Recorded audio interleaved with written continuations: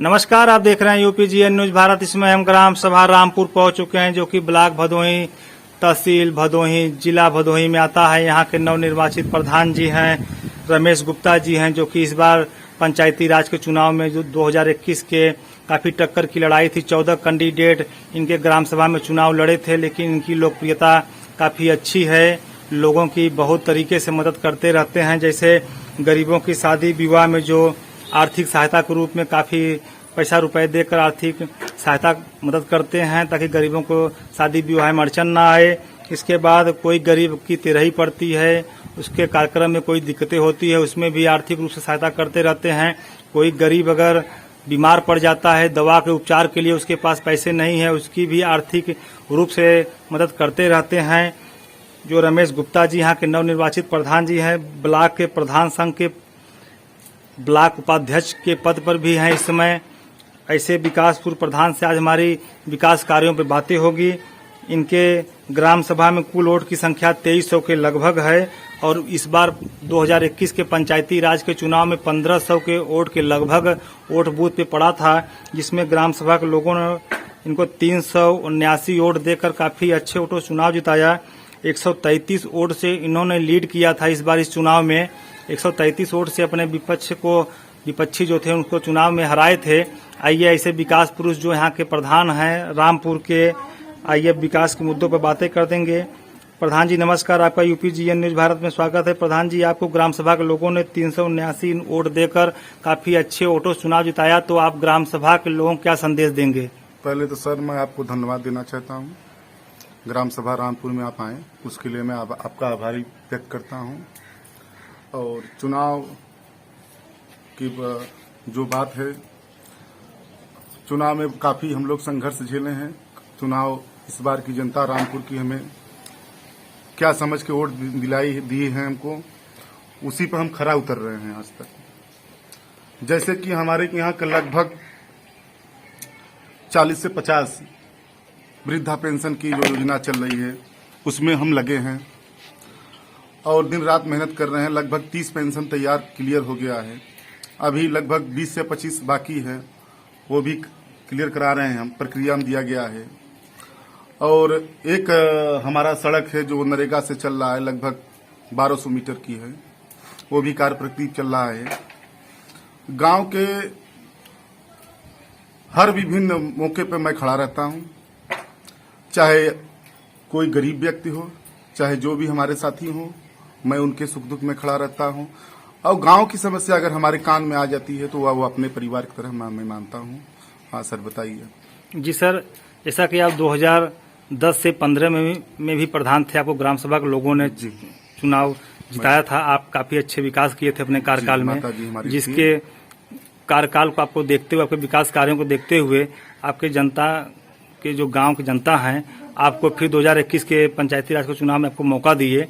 जबकि जब आप 2010 में प्रधान थे तो उस समय भारतीय जनता पार्टी की सरकार नहीं थी केंद्र में। तो 2015 में 14 में जब सरकार बनी मोदी जी की, तो उन्होंने एक योजना चलाई थी स्वच्छ भारत मिशन के तहत।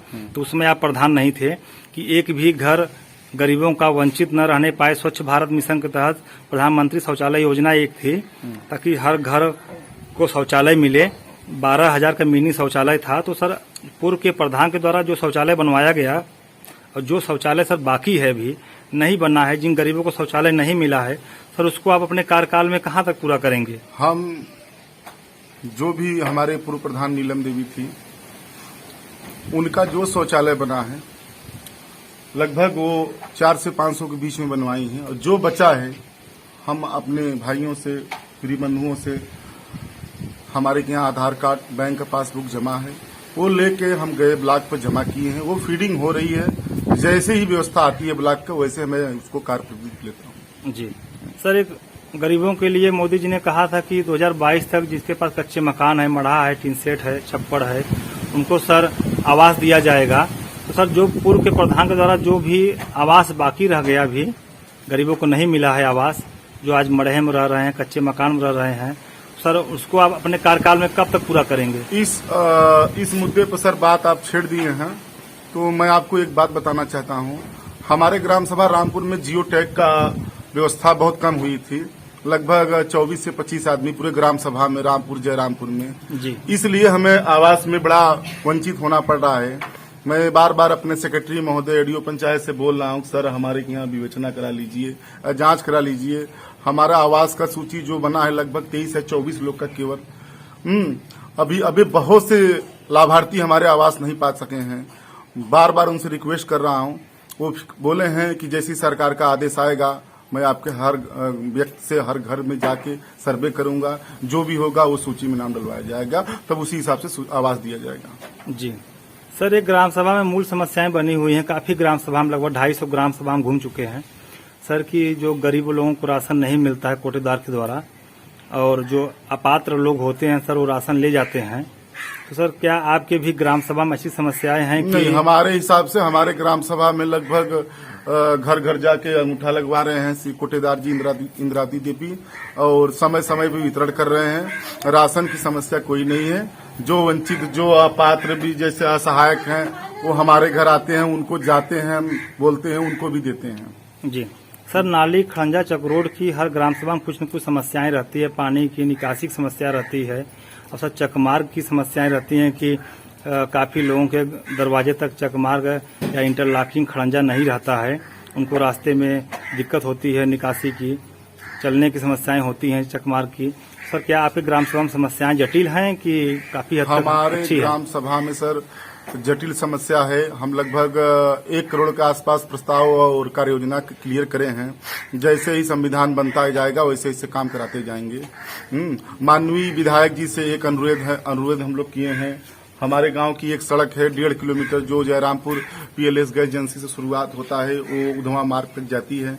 उनसे अनुरोध किए हैं कि यही आप एक हमारा सड़क पीडब्ल्यू की है, उसको करवाने का आप कृपा करें। जी सर, एक ग्राम सभा में मूल समस्या और होती है विधवा पेंशन, वृद्धा पेंशन, विकलांग पेंशन।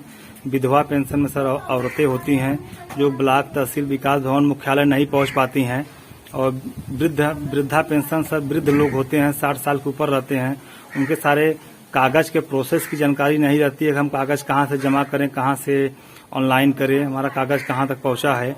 और विकलांग लोग होते हैं, तो सर सारी दायित्व प्रधान की बनती है कि हम प्रधान जी के माध्यम से अपने पेंशन को जारी करें, क्योंकि प्रधान सरकार उनको 500 रुपए देती है पेंशन के रूप में हर पेंशन धारक के।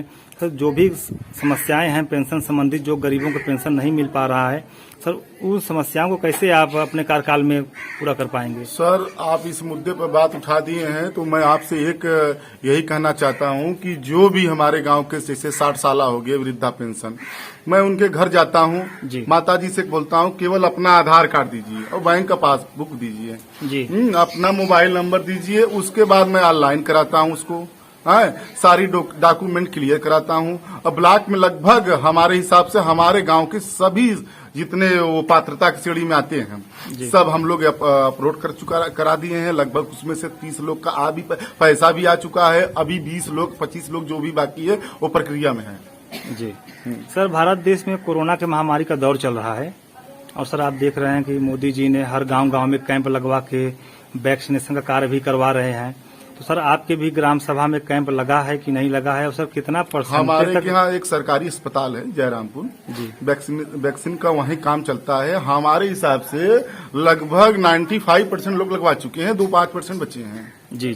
जो सर लोगों के अंदर भ्रम था कि वैक्सीन लगवाने से तमाम दिक्कतें होंगी, जो विपक्ष ने भ्रम उड़ाया था, सर वो भ्रम है कि खत्म हो गया? ये विपक्ष वाले आरोप लगा रहे हैं, हम लोग इसके लिए नहीं मान स्वीकार करेंगे जी। सर एक जिले की समस्या है, आप गांव के मुखिया हैं और एक मुखिया के दायित्व बनता है सर जिले की भी समस्याओं को देखा जाए। आप प्रथम नागरिक हैं, ग्राम सभा के अध्यक्ष हैं। सर जिला अस्पताल की मांग सर सोशल मीडिया पर आप देखते होंगे, यूट्यूब पे देखते होंगे, फेसबुक पे देखते होंगे सर, काफी पॉलिटिकल लीडर, युवा लीडर भी सर जिला अस्पताल की मांग कर रहे हैं, जो कि 20-22 सालों से बन के छूटा हुआ है मुख्यालय पर। सर क्या जिला अस्पताल सर बनना चाहिए कि नहीं बनना चाहिए? गरीबों की सर मदद होनी चाहिए नहीं होनी चाहिए? बिल्कुल मदद होनी चाहिए। हम तो इसके लिए सबसे पहले तैयार हैं। रमेश गुप्ता उपाध्यक्ष ब्लॉक के हम हैं। अगर जो भी मदद होगा हम पहले खड़ा होंगे इसके लिए जी। क्योंकि सर गरीबों को सर जब रेफर किया जाता है कोई सीरियस केस गरीब ही हमारी परिवार है, गरीब के लिए हम मरेंगे, कटेंगे, जिएंगे, सब कुछ साथ उनके बिताएंगे। जो भी होगा हम उसके लिए करेंगे जी। सर एक आखिरी सवाल यह है सर 2022 में विधानसभा का चुनाव है उत्तर प्रदेश में। सर आप एक गांव के मुखिया हैं, सभी पार्टियों की सर यह निगाह होती है कि जो ग्राम सभा के प्रधान होते हैं, जो मुखिया होते हैं, प्रथम नागरिक हैं, ग्राम सभा अध्यक्ष होते हैं, उनके कहने पर ग्राम सभा के लोग काफी अच्छी वोटिंग करते हैं, क्योंकि वो प्रधान है, उनकी बातों को सब मानते हैं, इज्जत करते हैं। तो सर क्या आप किसी पार्टी से सर संबंध रखते हैं, किसी पार्टी से रुचि रखते हैं? सर किस पार्टी की सरकार चाहते हैं आप? सरकार चाहे जिसकी भी हो, हमारा काम उम देखे, हमारे गांव की विकास करे। हाँ, और सरकार जो भी है ठीक ठाक चल रही है। एक माननीय विधायक से यही रोड के लिए हम अपील बोले हैं कि 3 गांव के लोग यहाँ पे आते हैं, कम से कम रोज का आना जाना 1000 आदमी के है इस रोड से। अब 4 साल से उनसे निवेदन कर रहे हैं, अब लास्ट में वो प्रक्रिया बोल रहे हैं कि 1 महीने 2 महीने में बन जाएगा। अब देखते हैं विधायक जी माननीय जी क्या करते हैं। जी बहुत बहुत धन्यवाद प्रधान जी, आपसे यूपीजीएन न्यूज भारत से बात करने के लिए, विकास के मुद्दे पर बात करने के लिए आपका बहुत बहुत धन्यवाद।